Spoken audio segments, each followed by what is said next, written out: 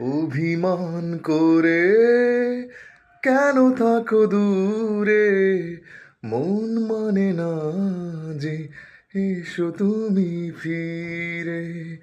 অভিমান করে কেন থাকো দূরে, মন মানে না যে এসো তুমি ফিরে। ভালোবাসা আমায় দিও, তুমি আমার, শুধু আমার, এই কথাটি মেনে নিও বন্ধু।